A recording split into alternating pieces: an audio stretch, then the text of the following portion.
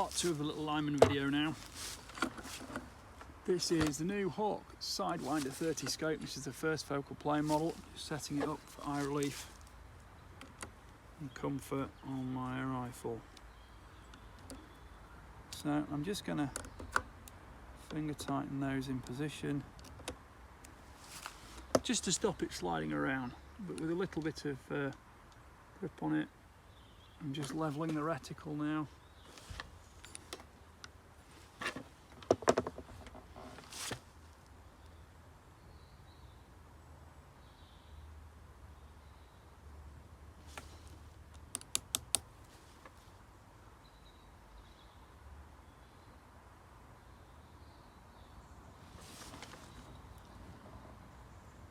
Yep, happy with that. So set it up to 15 inch-pounds. Follow the usual procedure, going diagonal on the screws. Does have a little bit of a habit of leaving the Torx bit behind, or the Allen key bit behind, but probably better that than getting them jammed in place, because I've used plenty of hex drive bits that get jammed in position, and although this is only running at, you know, about 15 inch-pounds, 2 Newton meters, it's still quite annoying if they do get stuck, because you're left a little bit locked in then. You can see here, I've only actually got my fingertips on the end of it there. It's sort of a trapezoidal shape here. It's triangular overall, so you've got masses of grip on it for where you do need to apply more torque. But for just 15 inch-pounds, you know, the grip of my fingertips is virtually enough for that.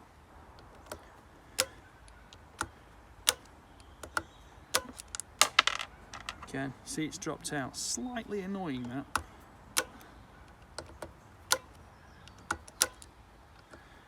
Anyway, we're on now.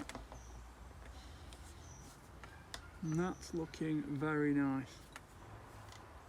This Hawke Sidewinder 30 scope, the FFP first focal plane, is a scope I am absolutely mad about. It's about £600 RRP.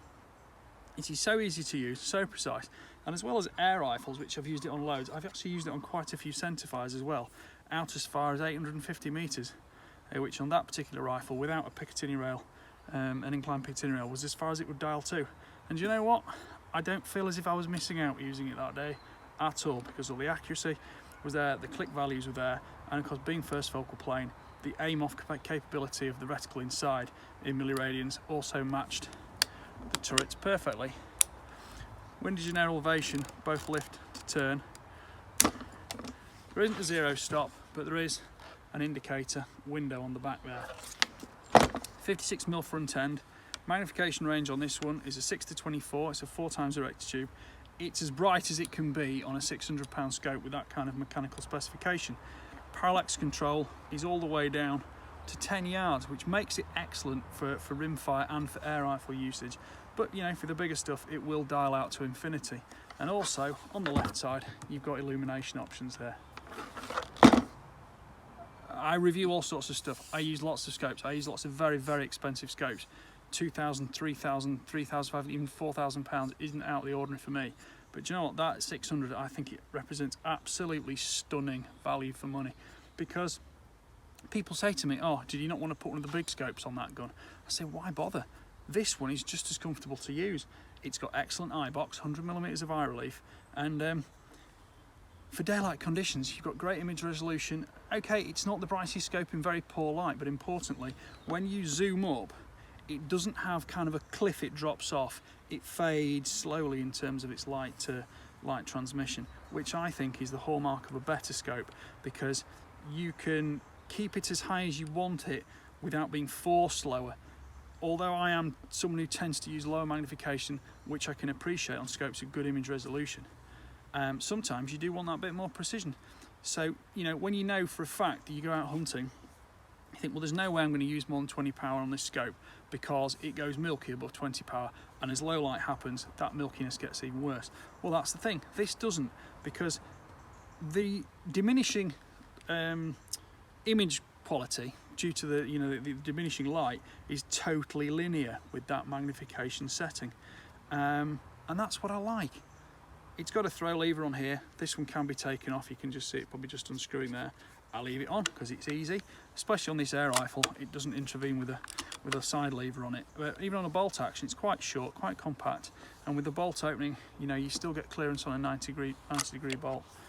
So yeah, my thoughts on the Hawke are, I really like it. I think it's very usable, and I would be very happy to recommend buying one.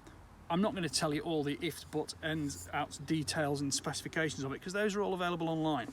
What I think you want to know is what someone like me maybe experiences and thinks about one, and that is what I've experienced, and that is what I think. I think it's an excellent scope, and for an air rifle with dialing capability, it's great. You can get a larger side wheel for parallax rangefinding as well on it, but most importantly, it's not out of its depth at longer distance on a centerfire rifle.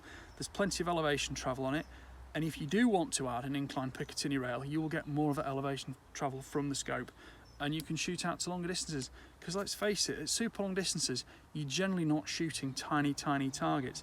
I would say the greatest contrast, the greatest requirement for image resolution at high magnification for small targets will be varminting, in my opinion. Precision rifles are a little bit different. You know you're generally going to be going first focal plane anyway, and for long range target, generally you go second focal plane, things like F-class, stuff like that.